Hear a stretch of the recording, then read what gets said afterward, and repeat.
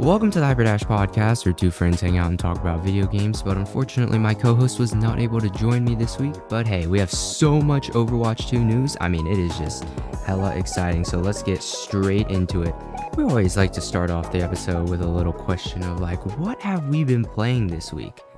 And me personally, it has always been the nice, solid Minecraft, Overwatch, and chess. Now, in Minecraft, really got back into it with this long weekend, gave me a little bit of time, but just like building things, it's very relaxing. It's like a very stable game compared to Overwatch. I know what I'm getting. It's a very relaxing experience. Overwatch is like, it gets your adrenaline pumping, got all sorts of people that you can meet there, so that's always exciting. And as always, I've been keeping up with the daily chess puzzles. They always get harder through the week, so I actually never usually get them right because they're pretty difficult, even on Mondays, but hey, it's how you improve.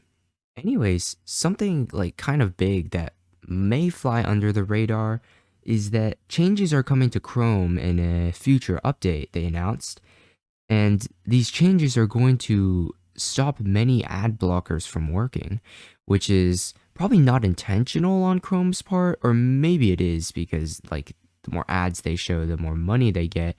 But that is going to make the Chrome experience a lot worse.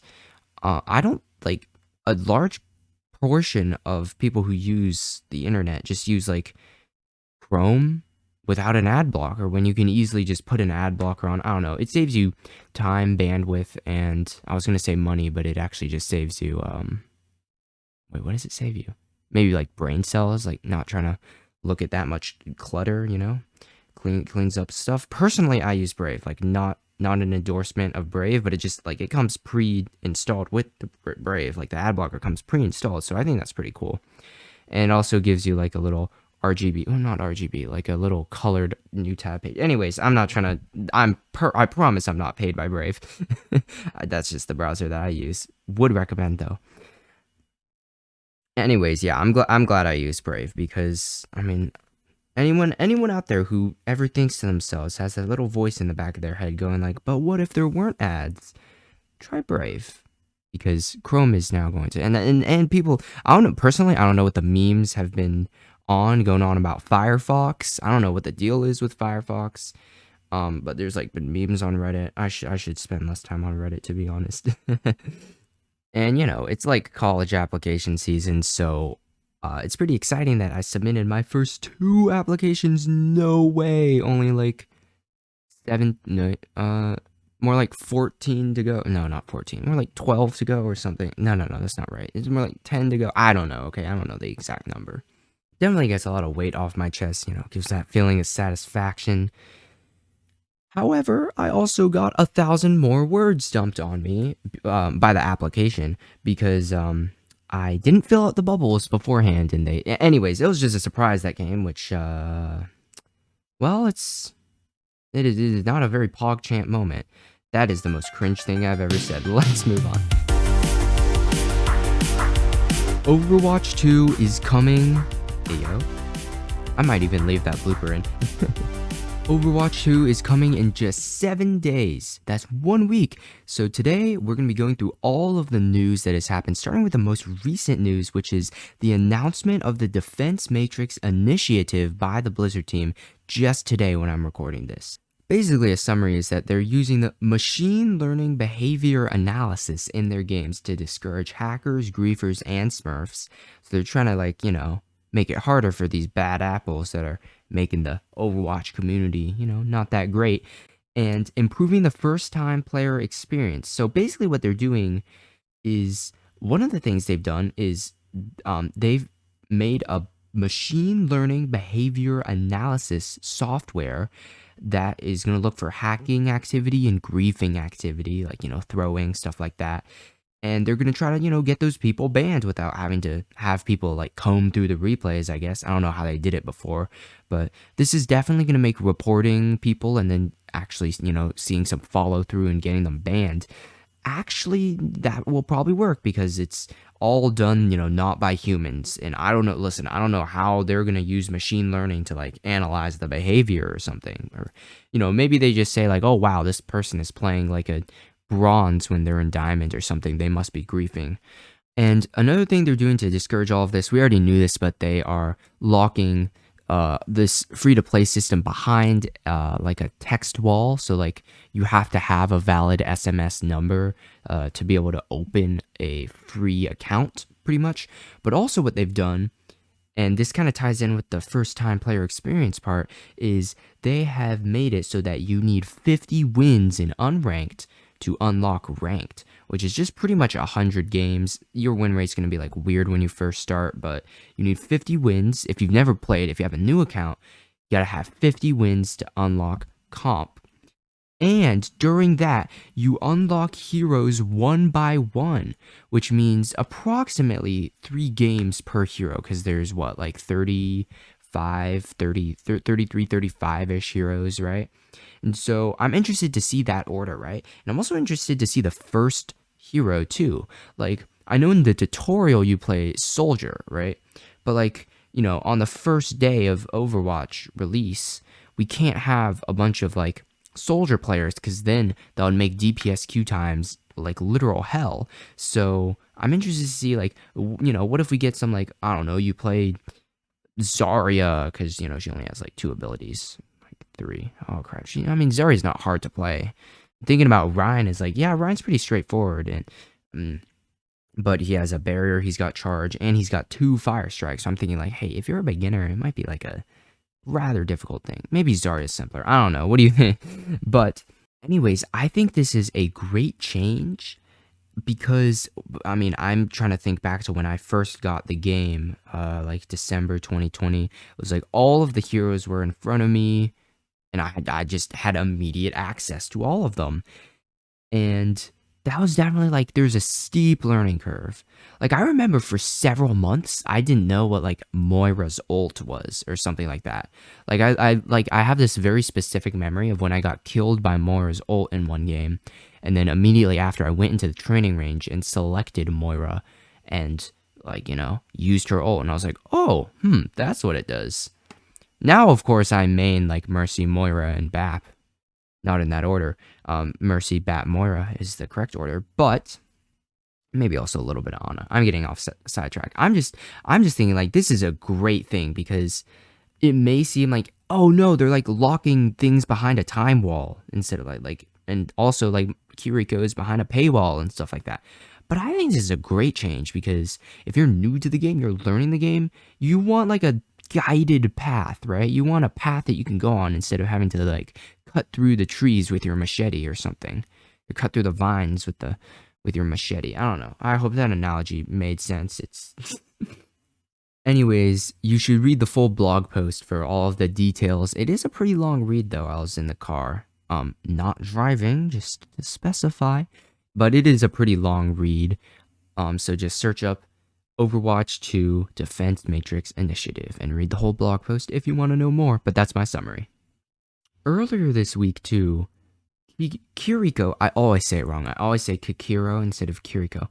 Kiriko's kit was announced earlier this week, and she is gonna look pretty strong on release, but she is gonna look like absolutely amazingly fun on release. I'm very excited to have her be in the game, and I'm like that. That's just great news because we get another support. The support roster is looking a little, you know, green around the wait, no, not green around the gills, thin around the edges, thin on the ice. I have no idea. I'm using lots of idioms today. First of all, we got her passive ability, Wall Climb. Well, this is the same ability that Genji and Hanzo have because in the lore she trained with them, which I think is very cute because like she and Genji were the troublemakers and like kind of the mischievous ones, you know. Anyways, it just works exactly like how Genji and Hanzo's Wall Climb work. You just hold space when you're, you know, pressed up against a wall and you climb up it. I think it's pretty simple, which means that this is going to be a very mobile support. Maybe even more mobile than Mercy. We'll talk about that later. Her primary fire is the Healing Ofuda, and I have no idea how to pronounce that. I am Chinese, not Japanese, so, you know, go ahead and riff on me in the comments for that. It does 12.5 healing per ammo, but since it shoots in bursts of 2, which is just like the weirdest thing. I mean, they're like sheets of paper, right? And she throws 2 of them at once. But like you could simplify this so much by just saying, "Oh, it's 25 healing." And you have like 5 ammo, but each ammo shoots out 2. Anyways, I'm getting off track. They shoot pretty quickly. I can't how much one burst? Oh, it literally doesn't say on the website. That's fantastic. And we also don't know the max range. That's fantastic. The description is channel a burst of healing talismans that can seek targeted allies, which once again is a no aim situation. Don't worry though, there is an aiming aspect to her, but it's kind of like, I don't know, I want to say like less aim intensive than Baptiste, probably even more or even less aim intensive than Moira's suck or Moira's secondary fire or right click, but I mean, you know, listen, like, don't say she's no skill, though. I mean, people are like, Moira's no skill. Yeah, shut your... Anyways. So the details are, after being thrown, the talismans are either yellow or blue. The color indicates whether they are honing in on a target. Yellow means they're seeking. Blue means that they don't have a target. So, in terms of healing, based on the trailer, there's only like a couple seconds where we saw the UI and how much she was healing. Looks like a pretty slowish heal, especially because it's single target. Like, I want to say around like Mercy's healing capacity, right? When she's not ulting. Her right-click secondary fire is what deals the damage here. And they are the kunai, which are those, like double-edged knives with a hole at the end. Which I guess you see in like some animes like Naruto or something, but like not that I've even watched Naruto, I just know that they're in them. First of all, I don't even know how you like use those in real life, right? Like if you have a knife, you like have a handle or something, but it just has like a hole in the end. Either way, it does 40 damage for a body shot and 120 damage per headshot, which is absolutely insane. Just for reference, every other hero except for Widow and Kiriko now have 2 times headshot multipliers. Widow has like 2.5, I think. But here Kiriko has 3. 40 to 120, right? That is pretty darn insane. And they fire like decently quickly. I mean, I want to say she can output damage. If you're hitting body shots, she can output damage like Baptiste, which is pretty darn insane. And we got here 1 shot every like half a second. 0.55. Pretty much half a second. So like she fires quickly enough where she can like, you know, fend for herself. And you know, you got 12 ammo per reload. So that's pretty insane. And yes, they are projectile. I guess sometimes it isn't very logical, but since you're throwing knives, they don't travel instantly. But neither do soldiers' bullets, except in the game they are. Alright, her first ability, I guess what other people would call the left shift, but they aren't optimal like me, and they have their keybinds set to, what, like, right mouse? No, like the upper mouse button. I don't know. We're talking about her first ability. I keep on getting sidetracked. But it's called Swift Step. The description reads, teleport directly to an ally even through walls. It's on a 7-second cooldown, max range 35 meters. Wow. Okay, so this is essentially Moira Fade on crack, but also not on crack at the same time. It's like Moira Fade, you can go anywhere. Swift Step, you have to be targeting an ally. It's kind of like a mix of Fade and Guardian Angel from Mercy, right? Moira Fade, Guardian Angel. And this just gives her an absolutely insane amount of mobility. But it is on a pretty long cooldown, so it's like Fade. Use it only when you're in trouble. Whereas with Mercy, it's just like you can kind of Guardian Angel anywhere, which is not true. Maybe, you know, that mindset has me stuck in bronze AO, what? But this is going to get you out of trouble in a pinch. And we got her E ability, which is the Protection Suzu. The description reads, upon impact, allies in the area become briefly invulnerable and are cleansed of most negative effects. And I'm going to guess we for sure know that that includes Anti by J Queen and Ana.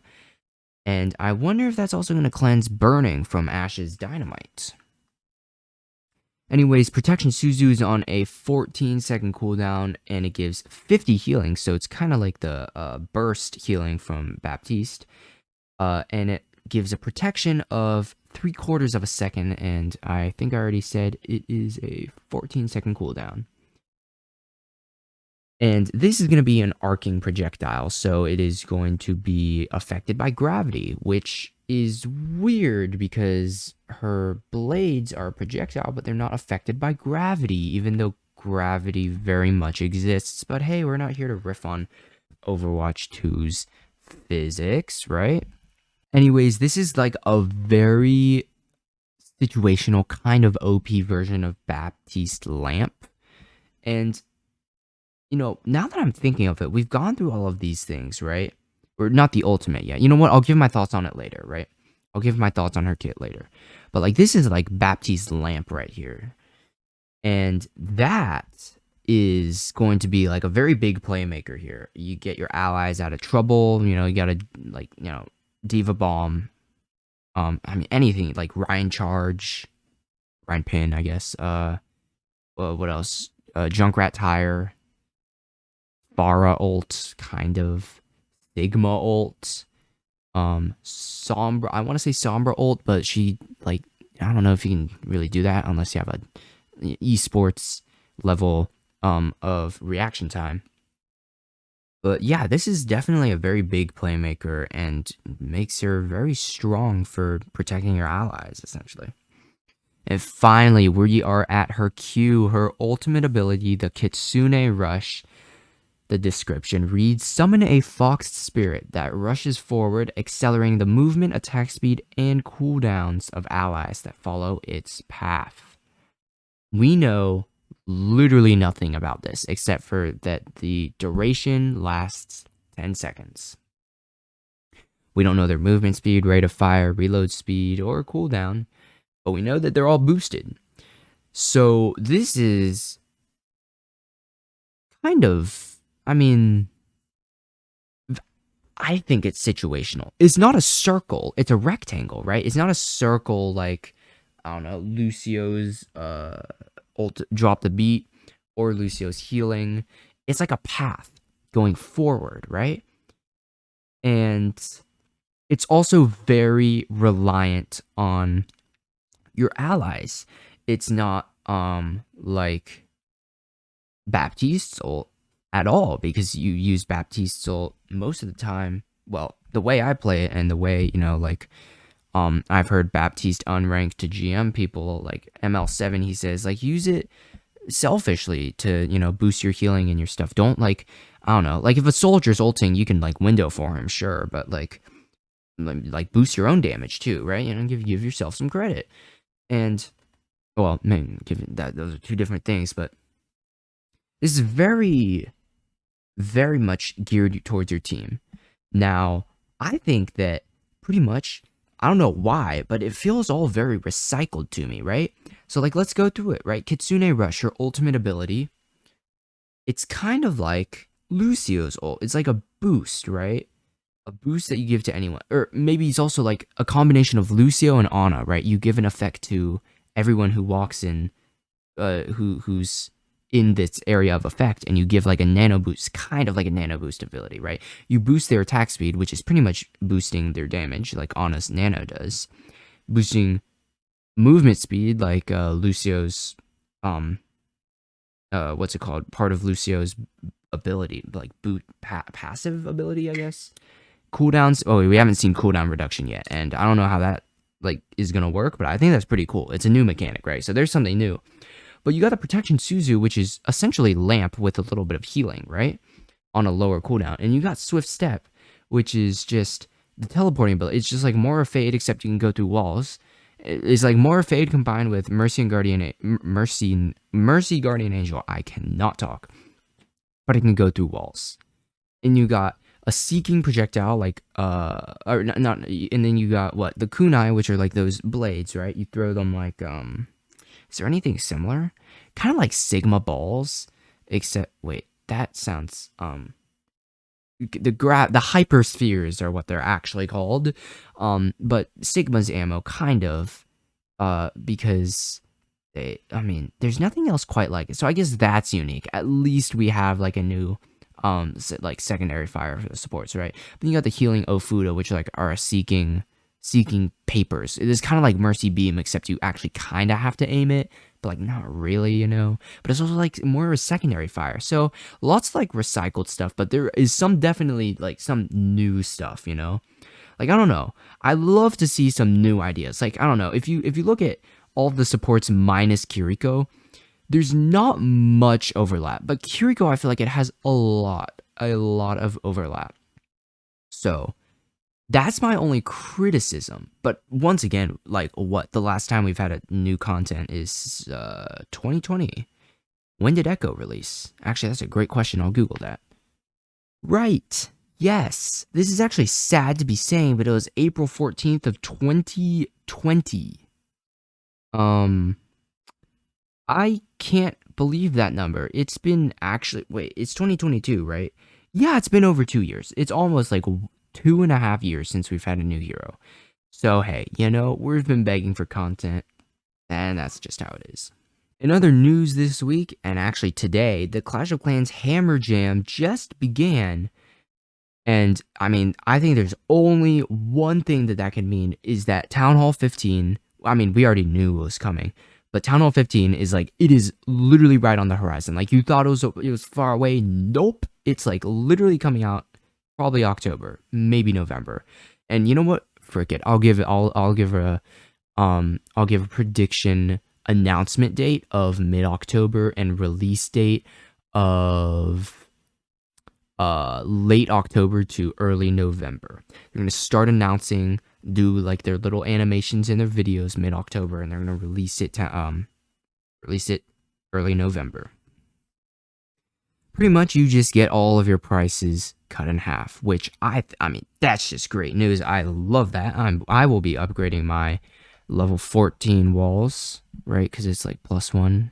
Town Hall 9 has 2 levels of walls. It just, that bothers me, by the way. That really, really bothers me because I'm Town Hall 13 and I need to upgrade all of my walls to Town Hall 14. 2 million golden elixir each, like by the price halving, by the way, which is kind of ridiculous, but like, hey, you know, it's fine. You know, they gotta jack up the prices to make room for the new town halls. So I'm very excited to see what the Clash of Clans team has in store for us. And guess what? We have more drama from the Hans Niemann chest. I mean, it is a dumpster fire over there. It is like, oh my, it is burning bright over there. Heated, getting heated.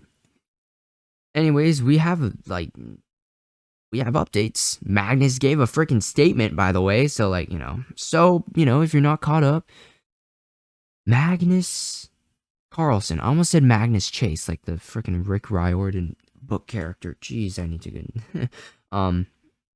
to go to bed.